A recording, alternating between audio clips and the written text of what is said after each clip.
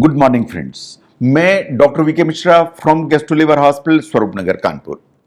जो इंडाइजेशन है या बदहजमी है या अपचन है, ये जो तीन जो शब्द हैं वो एक ही चीज है। तो जो इंडाइजेशन है उसके लिए हमेशा आपको ट्रीटमेंट में दवाइयों की जरूरत नहीं है। अगर आप अपनी लाइफस्टाइल ठीक करते हैं, लाइफस्टाइल चेंजेस करते हैं, तो 90% टाइम्स जो आपकी इंडाइजेशन की जो प्रॉब्लम है उसको करेक्ट किया जा सकता है। ये बात सही है कि अगर इंडाइजेशन के पीछे कोई मेडिकल कंडीशन है तो प्रॉब्लम में फर्क है, उसको आइडेंटिफाई होने की जरूरत है, उसको ट्रीटमेंट की जरूरत है। अगर ऐसा नहीं है तो सिर्फ लाइफस्टाइल चेंजेस से जो इंडाइजेशन की जो प्रॉब्लम है वो ऑटोमेटिकली करेक्ट की जा सकती है। आज उन लाइफस्टाइल चेंजेस की बात करूंगा मैं जिनसे इंडाइजेशन को ट्रीट किया जा सकता है ना। कुछ चीजों को आपको समझने की जरूरत है। अगर आप लार्ज वॉल्यूम मील लेते हैं, एक बार में ज्यादा मात्रा में खाना खाते हैं तो पेट तनता है। अगर पेट तनेगा तो बदहजमी की एक फीलिंग आएगी। इसलिए आपको जो मील है उसके अमाउंट को कम करने की जरूरत है।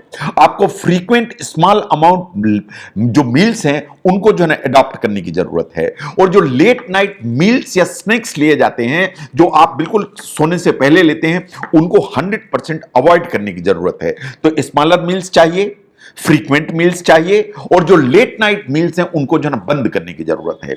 Now look at the trigger foods. जो ट्रिगर्स हैं वो आप खुद पहचानिए कि आप ये खाते हैं तो बदहजमी होती है। अगर आपने उन ट्रिगर्स को पहचान लिया तो मान के चलिए कि आधी समस्या आपने खुद ही हल कर ली। ये जो ट्रिगर फूड्स हैं उनकी एक लिस्ट बनाइए, और ये जो ट्रिगर फूड्स हैं इनको धीरे धीरे आपको अपनी डाइट से अलग करने की जरूरत है। इनको लिमिट करिए या बिल्कुल अलग करिए। और ये जो बेवरेजेस अगर कोई है, पीने की चीजें जो दिक्कत कर रही हैं, तो उन्हें अलग करिए। तो एक अगर आप डायरी मेंटेन करते हैं तो ट्रिगर फूड्स को आप पहचान के अलग कर पाएंगे, तो उससे जो इनडाइजेशन की जो प्रॉब्लम है वास्तव में इंप्रूव हो जाएगी या खत्म हो जाएगी। इसे कहते हैं एलिमिनेशन मेथड।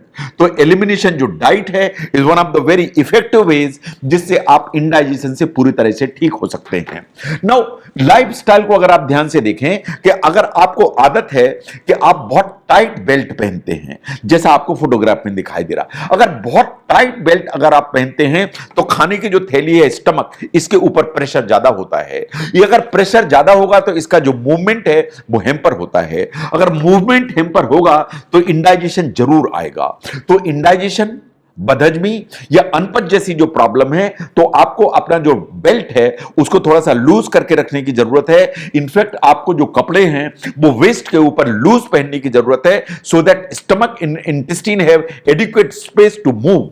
क्योंकि अगर मूव नहीं करेंगे तो इंडाइजेशन आएगा।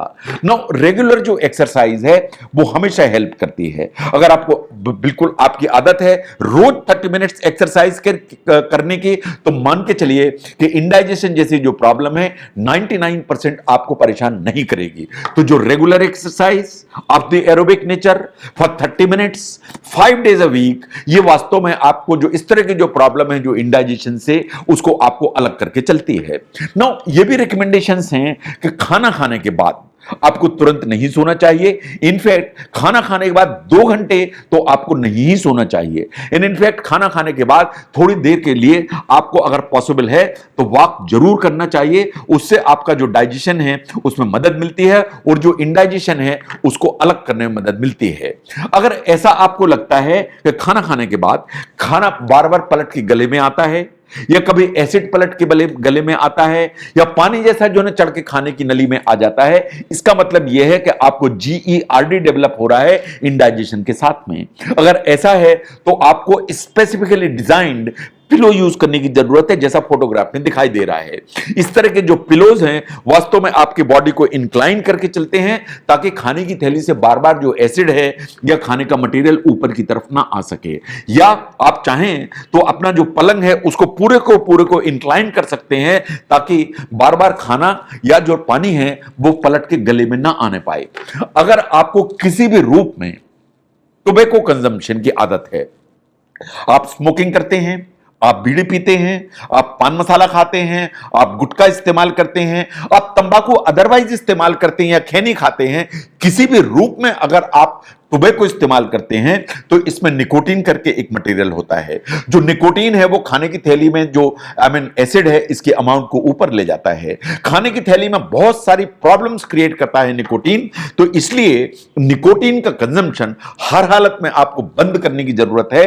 तो आपका जो इंडाइजेशन की प्रॉब्लम है वो बहुत हद तक आपको मदद मिलेगी। तो जो स्मोकिंग है इन निकोटीन अदरवाइज उसको आपको बंद करने की जरूरत है।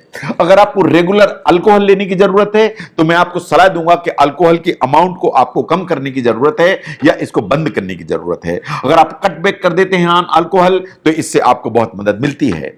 नाउ जो स्ट्रेस है वो वास्तव में बहुत सारी प्रॉब्लम्स करती है, उनमें से इंडाइजेशन एक है। जो स्ट्रेस है वो हमारी बॉडी में कॉर्टिसोल की लेवल को बढ़ाती है। जो स्ट्रेस है वो हमारे खाने की थैली में एसिड की अमाउंट को बढ़ाती है। जो स्ट्रेस है वो बहुत सारी प्रॉब्लम्स क्रिएट करती है। तो बीच बीच में आपको relaxation therapy, yoga, meditation, exercise in सबको करने की जरूरत है। अगर आप ये सब काम करते हैं तो जो इंडाइजेशन जैसी जो प्रॉब्लम है वो ऑटोमेटिकली करेक्ट हो जाती है। ये बात बिल्कुल सही है कि जो हेल्दी बॉडी वेट है इज इंपॉर्टेंट। अगर आपको ओबेसिटी है, अगर आपकी तोंद निकली हुई है, अगर आपको सेंट्रल ओबेसिटी है, तो उसके चलते जो इंडाइजेशन है is a very significant problem. तो अगर आपको इंडाइजेशन है, आपका वेट ज्यादा है, आपकी तोंद निकली हुई है, तो आपको अपना बॉडी वेट कंट्रोल करने की जरूरत है। बीएमआई आपको मेंटेन करने की जरूरत है। इसका मतलब यह है कि जो इंडाइजेशन है वो हमेशा दवाइयां नहीं मांगता। जो इंडाइजेशन अगर आपको परेशान कर रहा है तो आपको चीजों को खुले आंख से देखने की जरूरत है। अगर आप जो है इंडाइजेशन को देखेंगे और उसको प्रॉपर जो है लाइफस्टाइल से मैनेज करेंगे तो 90% टाइम्स जो इंडाइजेशन है सिर्फ लाइफस्टाइल इंटरवेंशन से ठीक किया जा सकता है। लेकिन अगर लाइफस्टाइल इंटरवेंशन के बावजूद आपको लगता है कि इंडाइजेशन करेक्ट नहीं हो रहा है, इन प्रॉब्लम परसिस्ट कर रही है, तो फिर आपको डॉक्टर से दिखाने की जरूरत है कि कहीं इंडाइजेशन किसी बीमारी का संकेत तो नहीं है। इफ दैट इज सो तो फिर इन्वेस्टिगेशन की जरूरत है। तो जो इंडाइजेशन का जहां तक सवाल है, लाइफस्टाइल जो इंटरवेंशंस हैं वो 90% लोगों को जो इंडाइजेशन है उससे छुटकारा दिलाने में मदद करते हैं। अगर ये वीडियो इसको समझने में आपको हेल्प करता है तो जरूर शेयर करें। मैं doctor VK Mishra from gastro liver hospital, Swaroop Nagar, Kanpur. Thank you very much.